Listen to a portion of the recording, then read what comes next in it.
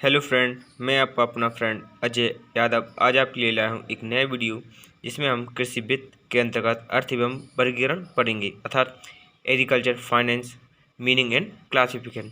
तो चलिए हम आज का अपना वीडियो स्टार्ट करते हैं।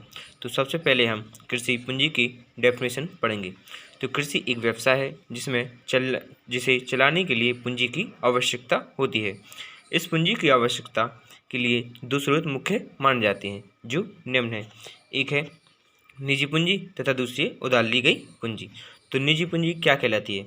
यह स्वयं के द्वारा लगाई गई पूंजी होती है जिसे कुछ कृषक अपनी बचत के द्वारा प्राप्त करने का कार्य करते हैं, इसे निजी पूंजी कहते हैं। अब पढ़ेंगे हम दूसरी, उधार ली गई पूंजी।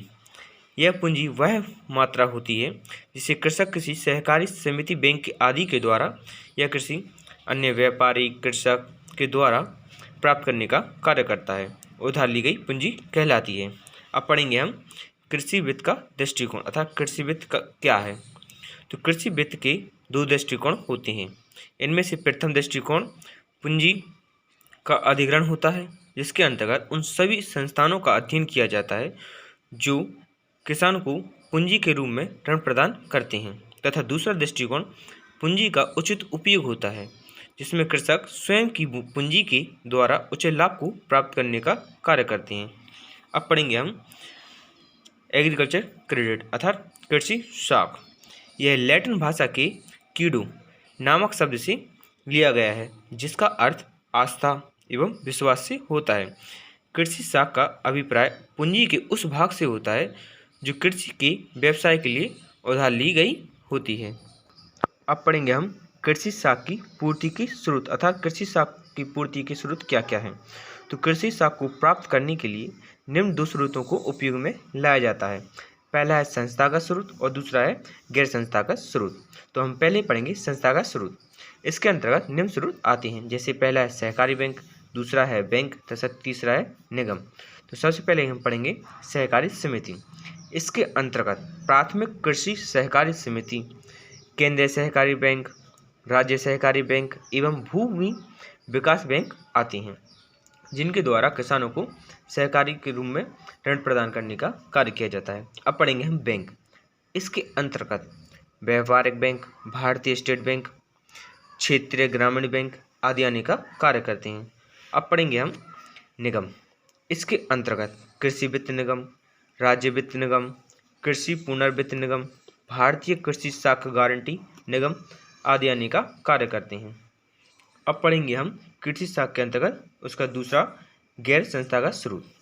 इसके अंतर्गत साहूकार, महाजन, व्यापारी, अर्थिया, बड़े किसान, रिश्तेदार, सराफा व्यापारी आदि आने का कार्य करते हैं जो कृषक की किसी वस्तु को गारंटी के रूप में रखकर उसे पैसा प्रदान करने का कार्य करते हैं तथा दिए गए पैसे पर अत्यधिक ऋण को प्राप्त करने का कार्य करते हैं। अब पढ़ेंगे हम कृषि वित्त की मुख्य विशेषताएं अर्थात main features of agriculture finance.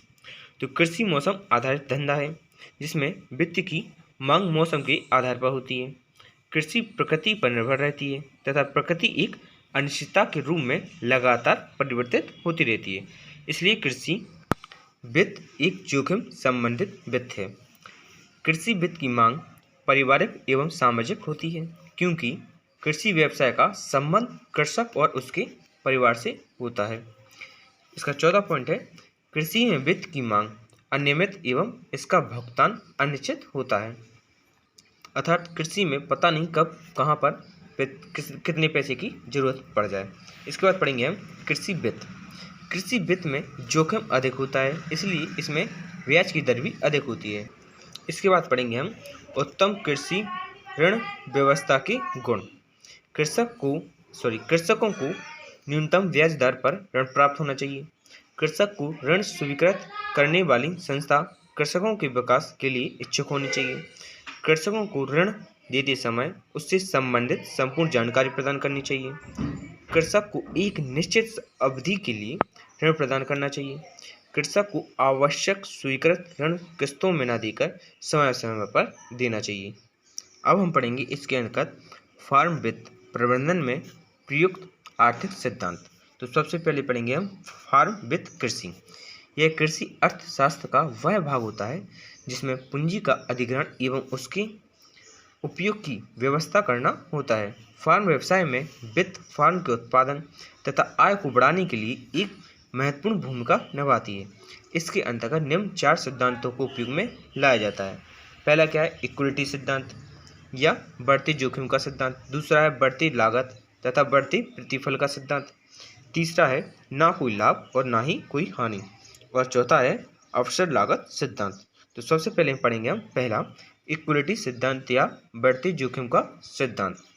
तो इस सिद्धांत के अनुसार यह माना जाता है कि जब कोई किसान अपने फार्म के व्यवसाय को ऋण देने का कार्य करता है तथा इस अवस्था में यदि फार्म का उत्पादन मूल्य कम हो जाता है तो किसान को पूंजी में घाटा होने की संभावना बढ़ जाती है। अब हम पढ़ेंगे दूसरा बढ़ती लागत तथा बढ़ते प्रतिफल का सिद्धांत। जब कोई किसान बाहरी स्रोत से ऋण को लेकर फार्म व्यवसाय के निवेश में वृद्धि करता है तो ऋण के ब्याज को लागत के रूप में लेना चाहिए, अर्थात निवेश करने पर उत्पाद से इतना लाभ होना चाहिए जो ऋण की ब्याज दर पर कम से कम ब्याज दर पर या उससे अधिक हो। अब पढ़ेंगे हम ना कोई लाभ और ना ही कोई हानि। तो यह सिद्धांत किसान को फार्म व्यवसाय में ऋण द्वारा बढ़ोतरी सीमा को निर्धारित करता है ताकि उसे अपनी पूंजी में घाटा ना हो, अर्थात वह अपने व्यवसाय में वृद्धि करने का कार्य तो करे परंतु कोई उसको लाभ और हानि ना हो। अब पढ़ेंगे हम अवसर लागत सिद्धांत। इस सिद्धांत के अनुसार यह माना जाता है कि ऋण में ली गई पूंजी को किस स्थान पर खर्च किया जाए ताकि अधिकतम लाभ को प्राप्त किया जाए। इस सिद्धांत को अवसर लागत सिद्धांत कहा जाता है, अर्थात पूंजी को किस प्रकार से फार्म में खर्च किया जा सके ताकि हमें लाभ को प्राप्त किया जा सके। अब हम पढ़ेंगे ऋण प्रबंधन का आर सिद्धांत, अर्थात R principle of credit management. यह पेपर की दृष्टि से बहुत ही महत्वपूर्ण है, इसलिए यहाँ पर मैंने टॉप मोस्ट लिख भी रखा है।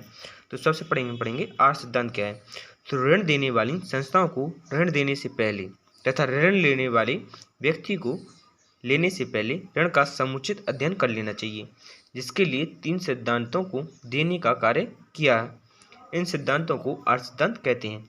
तो पहला सिद्धांत क्या है? आर प्रतिफल नहीं रिटर्न। ऋण प्रबंधन का प्रथम सिद्धांत यह बताता है कि कृषि में निवेशित राशि से जो आय प्राप्त होती है क्या वह ऋण एवं ब्याज के भुगतान करने के लिए पर्याप्त है। यदि ऋण से प्राप्त अतिरिक्त आय ऋण एवं ब्याज की अतिरिक्त राशि से अधिक होता है तो कृषकों को ऋण प्राप्त करना चाहिए एवं ऋण दाताओं को स्वीकृति लेनी चाहिए। अब पढ़ेंगे हम इसका दूसरा भुगतान क्षमता। ऋण प्रबंधन के दूसरे सिद्धांत के अनुसार यह देखा जाता है कि कृषक के पास ऋण को निश्चित समय पर भुगतान करने की क्षमता है, अर्थात कृषक समय के अनुसार किस्तों को प्राप्त करने का कार्य कर सकता है। यदि संस्था को इसका उत्तर सकारात्मक मिलता है तो संस्था को ऋण देने का कार्य करना चाहिए। यदि इसके विपरीत जानकारी प्राप्त होती है तो संस्था को ऋण नहीं देना चाहिए। आर सिद्धांत का तीसरा है जोखिम वहन करने की क्षमता। यह ऋण संबंध का तीसरा सिद्धांत है जिसमें ऋण देने वाली संस्था यह निश्चित करना चाहती है कि क्या ऋणदाता ऋण को चुकाने की क्षमता रखता है, क्योंकि कृषक का व्यवसाय एक जोखिम युक्त व्यवसाय है। इसमें कृषक के पास ऋण चुकाने के लिए पर्याप्त संपत्ति होनी चाहिए तो इसे ऋण स्वीकृत करना चाहिए, नहीं तो कृषक को ऋण प्रदान करने का कार्य नहीं करना चाहिए। अब हम पढ़ेंगे ऋण प्रबंधन के सी सिद्धांत। यह भी पेपर की दृष्टि से महत्वपूर्ण है। तो ऋण प्रबंधन के सी सिद्धांत के अनुसार इसमें कुछ पॉइंट होते हैं जैसे चरित्र, क्षमता, पूंजी। तो सबसे पहले पढ़ेंगे हम चरित्र। तो चरित्र का तात्पर्य कृषक में ऋण चुकाने की ईमानदारी, सच्चाई, जिम्मेदारी, विश्वास आदि गुणों से मापी जाती है। अब पढ़ेंगे हम क्षमता। क्षमता से तात्पर्य कृषकों में नियत समय पर ऋण का भुगतान करना होता है। क्षमता का अर्थ मुख्यतः ऋण भुगतान से भी जांचा जाता है। अब पढ़ेंगे हम पूंजी। पूंजी का अर्थ कृषक की शुद्ध राशि से होता है। पर्याप्त संपत्ति वाले कृषक प्रतिकूल अवस्था में संपत्ति को विक्रय या बंधक रखकर प्राप्त ऋण का भुगतान कर सकता है। अतः ऋण की स्वीकृति करते समय इक्विटी की जांच भी कर लेनी चाहिए। अब पढ़ेंगे ऋण प्रबंधन का पी सिद्धांत। उद्देश्य का तात्पर्य कृषक के ऋण प्राप्त करने से होता है, जिसे कृषक प्राप्त करने का कार्य करता है। उत्पादक कार्यों के लिए प्राप्त ऋण का समय ब्याज सहित भुगतान करना ऋणी के लिए सरल होता है, क्योंकि इसका उपयोग कृषि आय की वृद्धि के लिए किया जाता है। अतः ऋण प्राप्त करने में आसानी होती है। अब पढ़ेंगे हम इसका दूसरा पॉइंट, व्यक्ति। व्यक्ति का तात्पर्य कृषि भुगतान में ईमानदारी, सच्चाई, विश्वसनीयता, परिश्रम के गुण आदि को ध्यान में रखा जाता है। अब पढ़ेंगे हम उत्पादन योजना। ऋण को प्राप्त करने वाले कृषक के पास ऋण को उपयोग करने की योग्यता भी होनी चाहिए, जिसे संस्था को ऋण प्राप्त करना चाहिए, ताकि वह आसानी से ऋण को चुकाने का कार्य कर सके। अब पढ़ेंगे हम इसका चौथा पॉइंट, किस्त का भुगतान। समय पर राशि का निर्धारण करके किस्त का भुगतान करना चाहिए। इसका पांचवा पॉइंट है संरक्षण। ऋण प्राप्तकर्ता कृषक के पास पर्याप्त राशि में संपत्ति भी होनी चाहिए, ताकि ऋण ना हो देने पर उसे भुगतान किया जा सके। मैं आपको आपकी जानकारी के अनुसार बता दूं कि आर सिद्धांत, सी सिद्धांत तथा पी सिद्धांत, ये तीनों सिद्धांतों में से कोई एक टॉपिक 100% पेपर में आएगा, इसलिए आप तीनों टॉपिक को अच्छे से प्रिपेयर कर लें। तो आज के लिए इतना ही, हम मिलेंगे अपने अगली वीडियो में। तो वीडियो को लाइक कीजिए, दोस्तों को शेयर कीजिए और चैनल को सब्सक्राइब कीजिए, ताकि हमारा वीडियो सबसे पहले आप तक पहुँच सके। Thank you for watching my video.